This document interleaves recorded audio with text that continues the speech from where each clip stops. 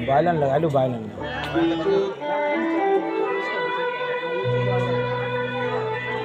एक बार भूपत मन माही।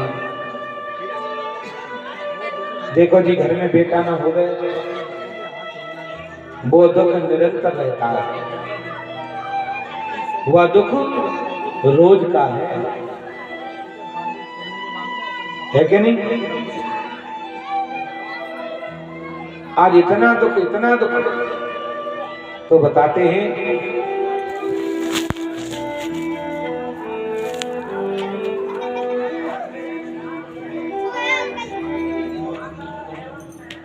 आज यहां दशरथ जी का इंद्र के यहां जाना आना, इंद्र उन्हें उच्च सिंहासन पर बिठा कर पूरा सम्मान देते, और जब महाराज दशरथ चले आते तो उस स्थान को पवित्र कराते, और उस स्थान को जब पवित्र कराते, एक दिन महाराज दशरथ जी वापस गए। और महाराज दशरथ जी जब वापस गए तो क्या देखा? जिस स्थान पर मैं बैठा हूं उस स्थान को पवित्रीकरण कराया जा रहा है। उन्होंने कहा, एक बात बताओ, यहां ऐसा क्या हो गया? उन्होंने कहा, हमें नहीं मालूम, न जाने कौन निर्वंशी राजा यहाँ पर बैठ जाता है जिसके बैठने से यह स्थान अपवित्र हो जाता है। इसलिए हम रोजाना इसे पवित्र करते हैं जाने के बाद। तो राजा को यहाँ गिलानी हुई। एक बार भूपत मन माही, भई ये गिलान मोरी सुपनाई। अब जब आकाश से आ रहे हैं दशरथ जी, 7.5 साल के लिए शनि की कुदृष्टि पड़ी, और 7.5 साल के लिए जब शनि की कुदृष्टि पड़ी तो आकाश मार्ग से दशरथ जी नीचे गिरे। लेकिन आकाश से जब गिरे तो मूर्छित हो गए। अब मूर्छित जब हो गए तो किसने देखा? गिरिराज जटायु ने, कि महाराज दशरथ जी नीचे आते आते गिरेंगे, ये तो मर जाएंगे। इसलिए उन्होंने क्या किया? उनको जो है अपने पैरों पर धारण कर लिया। चेंज कर दो राहुल, दूसरा लगा दो। अब यहाँ पर तुरंत ही श्रीमान जी क्या हुआ? मूर्छित दशरथ जी को अयोध्या में ले आया। तीनों रानियों को पता पड़ा तो तीनों रानियों ने तुरंत दौड़कर आई, और तीनों रानियों ने रोना शुरू कर दिया। ऐसी स्थिति थी। हे भगवान, ये सब क्या हो गया? वशिष्ठ जी को बुलाया गया। वशिष्ठ जी ने कहा, देवियों परेशान न होइए, शनि की कुदृष्टि पड़ी है जिसके कारण ये सब हुआ है। वशिष्ठ जी ने तुरंत ही ब्राह्मण बुलाए, और ब्राह्मण बुलाकर उन्होंने ओम प्राम प्रेम प्रौम ससने नमः 11 ब्राह्मणों से जाप शुरू करा दिया। जैसे ही जाप प्रारंभ हुआ, शनि महाराज खुश गए, मूर्छा जागी, दशरथ जी जगे। और दशरथ जी जगते ही बोले, मैं तो आकाश से गिरा, मेरे प्राण बचना मुश्किल था, लेकिन मेरे प्राणों को बचाने वाला वो कौन महान व्यक्ति है? उस महान व्यक्ति के मैं दर्शन करना चाहता हूं। वशिष्ठ जी बोले, सुनो राजन, तुम्हारे प्राणों को बचाने वाला कोई महान व्यक्ति नहीं, तुम्हारे प्राणों को बचाने वाला कोई योद्धा नहीं, तुम्हारे प्राणों को बचाने वाला कोई देव नहीं, कोई धनुज नहीं, कोई मनुज नहीं। बोले, तो कौन है वो? तुम्हारे प्राणों को बचाने वाला एक पक्षी है जिसने तुम्हारे प्राणों को बचाया है। आज उस पक्षी राज के मैं दर्शन करना चाहता हूं। दशरथ जी गए और हाथ जोड़ के सामने बैठ गए। बोले, जटायु जी, जो आपका उपकार मुझ पर हुआ है, इतना उपकार है, इसको मैं ऋण चुका नहीं सकता। आपकी जो इच्छा हो मुझसे मांग सकते हो, जो चाहो से ले सकते हो। जटायु जी ने कहा, राजन, मैं पक्षी हूं, पक्षियों को धन दौलत राज भवन की कोई आवश्यकता नहीं। बोले तो क्या चाहिए? मेरे हृदय में बस एक ही आकांक्षा है, एक ही मेरे को दुख है जीवन का। बोले क्या? सबसे बड़ा मेरा दुख है तो ये है कि जब मैं मरूंगा तो मनुष्यों की तरह मेरा अंतिम संस्कार होना चाहिए। हम पक्षी जहां भी मर जाए पड़े रहते हैं, कोई हमारा संस्कार नहीं होता।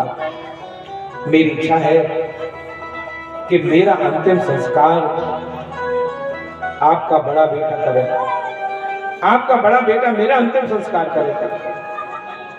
तुरंत ही दशरथ जी की आंख में आंसू आ गए। दशरथ जी बोले, जीवन में आज किसी ने मांगा भी तो क्या मांगा जो मेरे पास नहीं है।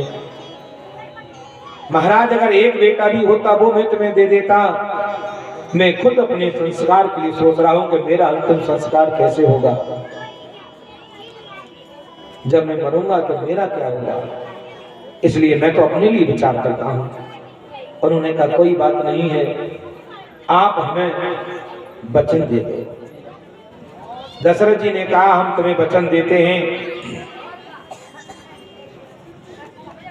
अगर मेरे एक बेटा भी हुआ, मेरा अंतिम संस्कार चाहे जैसे भी हो गए, लेकिन वो मेरा बेटा बड़ा वाला तुम्हारा ही अंतिम संस्कार करेगा। रघुकुल रीत सदा चले आई और प्राण जाए पर वचन न जाए। मैं महाराज रघु का वंशज हूं, ये अवश्य होगा।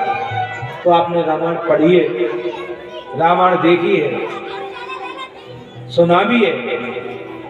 भगवान श्री राम जी ने अपने पिता जटायु जी का अंतिम संस्कार जंगल में जाकर किया और दशरथ जी का अंतिम संस्कार भरतलाल जी ने किया। एक बार भूपत मन माई भई अगिलान मोरे सुपनाई। आज भी नहीं आदत हुआ। एक बार महाराज वशिष्ठ जी की पत्नी अरुंधति अपने बेटा सची को पढ़ा रही है। कह रही है बेटा पढ़ जाओ, पढ़ लिखकर तुम्हें इस अवध का कुल पुरोहित बनना है, कुल पुरोहित का कार्य आपको करना है।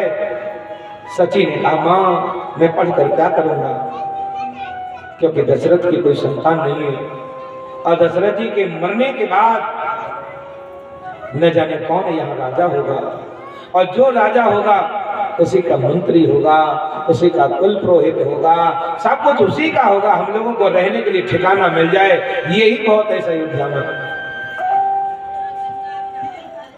उन्होंने कहा मैं नहीं मां पढ़ूंगा। अब अरुंधति सीधी अपने पति के पास गई, हाथ जोड़कर बोली स्वामी एक बात बताओ, एक छोटा सा बच्चा इतनी बड़ी बात कह रहा है और आपने कभी नहीं सोचा कि दशरथ जी के बेटा हो जाए, वो निर्वंशी हैं, उनका वंश वृद्धि हो जाए। उन्होंने कहा मैंने बहुत सोचा, मैंने बहुत सोचा, लेकिन दशरथ जी ने एक भी बार मुझसे मांगा नहीं। एक तुम नाटक करना। बोले क्या? सुबह हो, सुबह जगते ही जब आप सरयू में स्नान कराने जाती हो बच्चों को, तो इतना देख लेना कि दशरथ जी भी कर रहे हो स्नान, और दशरथ जी जब वहां स्नान कर रहे हो उसी समय आप एक अभिनय करना। क्या कहना? हे भगवान आपने मेरे यहाँ एक नहीं 4 बेटा दे दिए, इनमें से मरकर एक भी दशरथ के पैदा हो जाता, कम से कम दशरथ का नाम तो चल जाता। बस इतना अभिनय करना है तुम्हें। अगला दिन हुआ। अगले दिन जब स्नान करने के लिए दशरथ जी आए, उसी समय वहीं घाट पे आ गए। कौन? माता जी। माता जी बच्चों को स्नान करा, कोई इधर भागे कोई इधर भागे, चाट लगा मैं। अरे मूर्ख, हे भगवान आपने मेरे घर में इतने सारे बच्चे दे दिए, इनमें से मरकर एक भी अगर दशरथ के हो जाता तो कम से कम दशरथ का नाम तो चल जाता। दशरथ जी ने जैसे ये शब्द सुना, आज दशरथ जी दौड़े दौड़े गुरु ग्रह तुरत गयो महिपाला। आज गुरु जी के घर गए और गुरु जी के चरणों में वंदन किया और कहा गुरुदेव अब मेरा जीवन हार गया, मुझे पुत्र चाहिए, कैसे भी दो, मुझे पुत्र दो। बोली नारायण भगवान की जय।